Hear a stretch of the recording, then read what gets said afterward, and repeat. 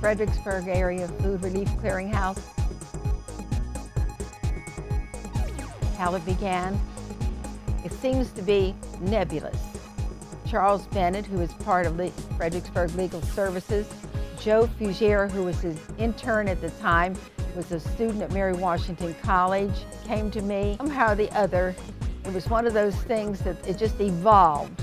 We helped set up the original shelving in the Presbyterian manse. Some of the bumps on my head came from because it was in the basement and I whacked my head more than once. There was only a 2 or 3 room operation and definitely no air conditioning.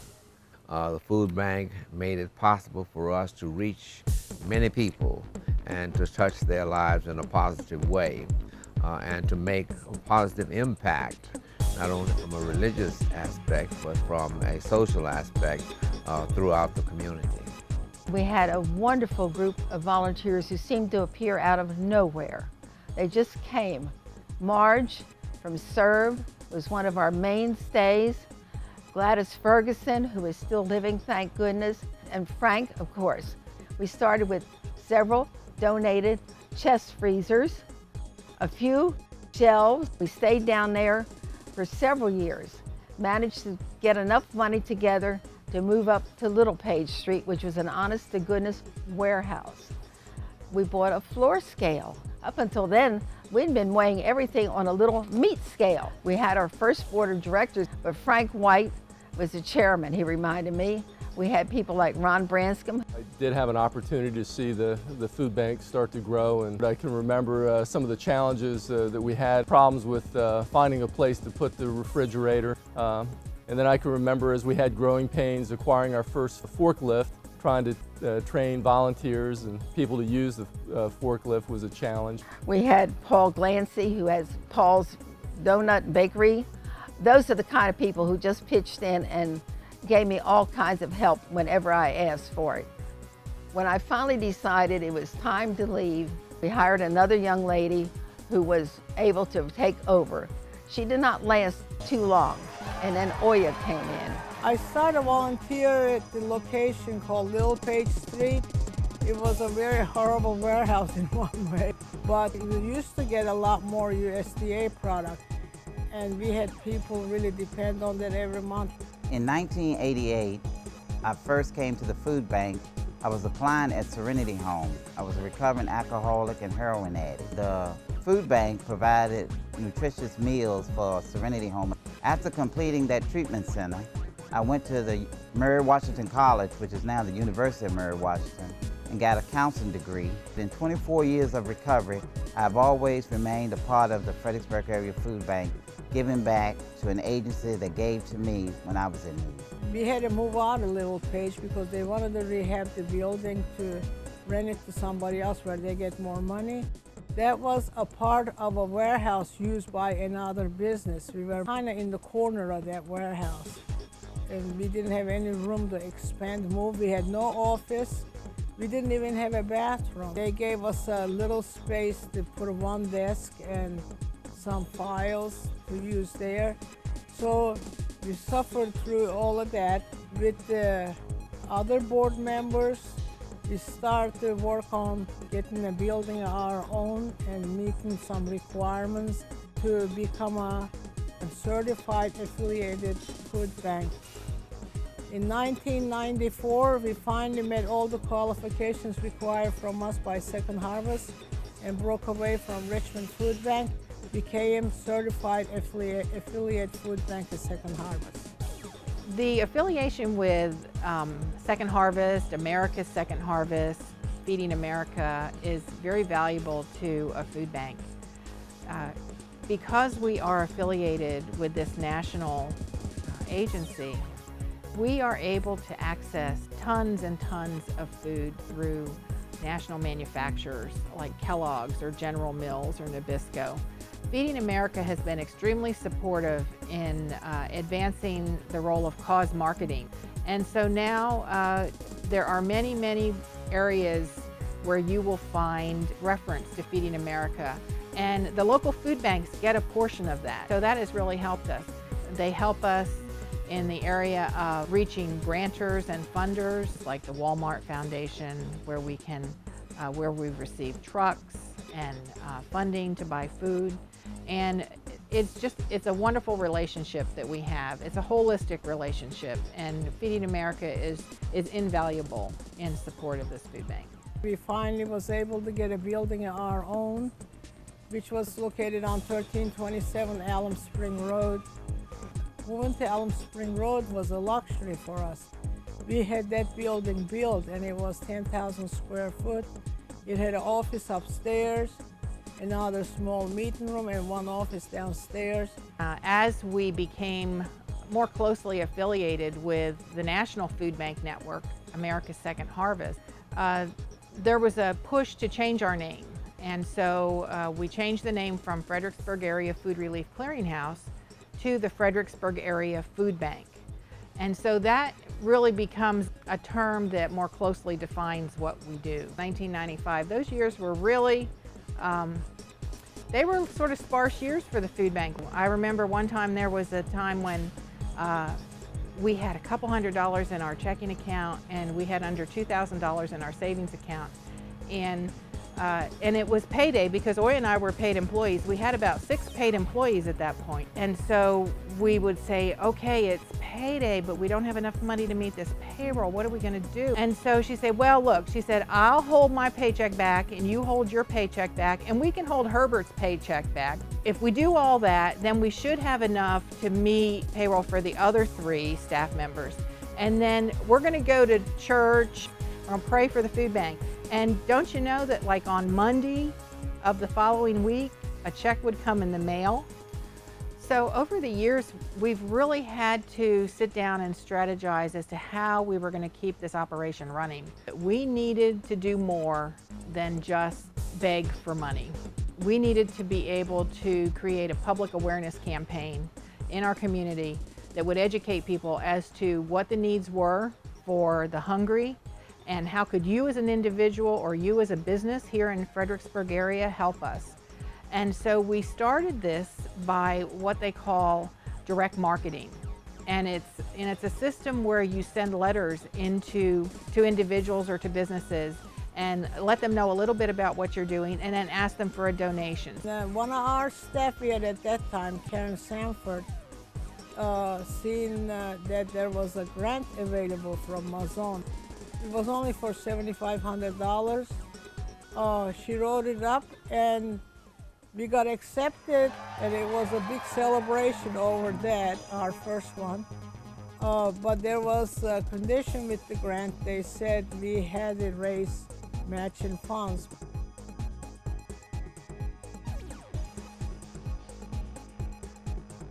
I got involved with the food bank in the late 90s. I was on the board for a number of years as the vice president, and helped put together the first Taste of Fredericksburg, which was a nonprofit organizational event where we had food from different restaurants from all over the Fredericksburg area with a sampling from that. And I put together a lot of the entertainment for that event. So we had about 5 high school marching bands come out that day, and other groups, and it was a lot of fun. I'm the Agency and Programs Director. I oversee our partner agencies. We have more than 70 partner agencies.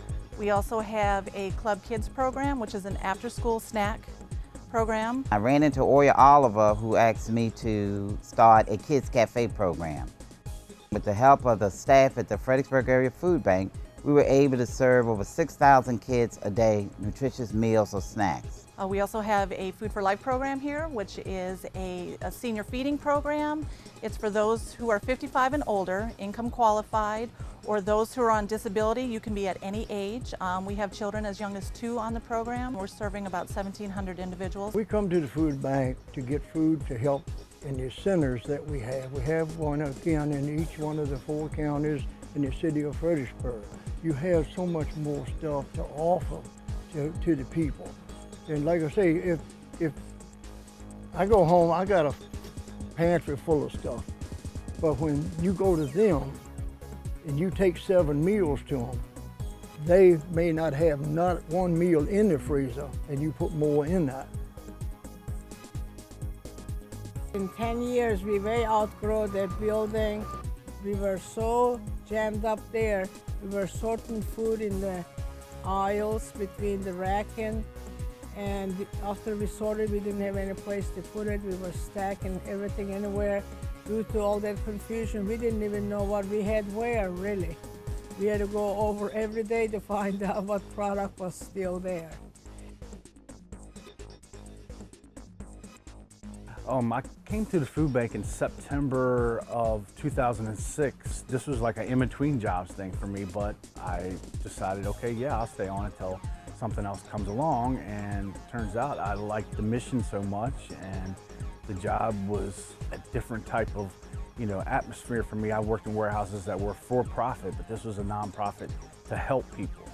Something about hunger and people, it just pulls at my heartstrings, really, and I want to do as much as I can, not only to do my job that I'm getting, that I'm getting paid to do, but go the extra mile and the extra step, because I really believe in what the whole mission is here. It's been a big transition, learning all the different things that you have to learn about the food bank and the different positions that I've had. While I am still working with the volunteers, that's the most fun part. Learning about what we can keep and what we have to throw away, the conditions of product as they come in, the temperatures, and there's just so much to it. There could be no more fulfilling job than what I have, being in a position where you can give things to people that are in need. It's just a blessing every day to me to be able to come to work and be able to go home and see how blessed I am. As we have come down through the years, the Rappahannock United Way has supported us more and more. They are fundamental in administrating the combined federal campaign and the local government campaigns, where we are generously endowed with monies from local donors. And they also, in the past couple of years, have started supporting individual programs. Right now they're supporting our Food for Kids program.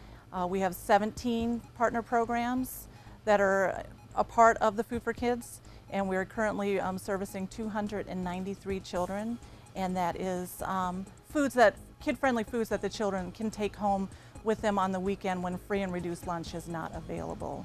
We have a USDA program, and that's just additional food that you can get once a month. We have about 3,000 individuals that receive from that program a month. We also have a community garden. The summer of 2010, we started here with grant money with a company called Quinn Rivers. And it was about half this size. We used all different organic elements, newspaper, compost, a whole variety of different things. This year we've got in tomatoes and squash. We have watermelon, which is really exciting. Cucumbers are doing really well. Thanks to our fence this year, donated by a local Boy Scout doing his Eagle Project, we have been able to save a lot more produce this year than last year. On the first Saturday of the month, we usually have some volunteers out here in conjunction with the Food for Life pack. Since the building's open, it's really great to have other folks out and encourage them to be out in the garden. We find our volunteers from many different avenues. We have corporate businesses, a lot of schools, University of Mary Washington, high school students that are doing their National Honor Society. We also have a Learn and Serve, that's a high school program. They bring groups in. We get a lot of individuals too. And we also get some community service where they have to, complete some of their hours. We just started our volunteer database where volunteers will be able to go onto our website and register themselves. We do have some very dedicated volunteers that have been coming for many, many years. Well, I think one of the things, Brodus, that brought me to the food bank was the idea that we could be of assistance to people. I had no idea that there was so many people in Spotsylvania County and other counties that needed food. Until you're really intimately involved with it and have a hands-on experience, I don't think you get the full effect of what it means to really donate to the food bank. It's exciting to see the kids that come in, because obviously they're the future, and we need more children, young adults, and young people to come and volunteer. It's something that you can't put a price tag on. We also have a mobile pantry program here that serves the rural communities. We currently have 10 stops. This is our mobile pantry aisle where we store most of the items we use on our mobile pantry. We get most of our product now from grants, and then we go out and buy the product that we think would be great for the people in our area. And then we'll always take a donated item, like a non-food, hand soap or hand sanitizer.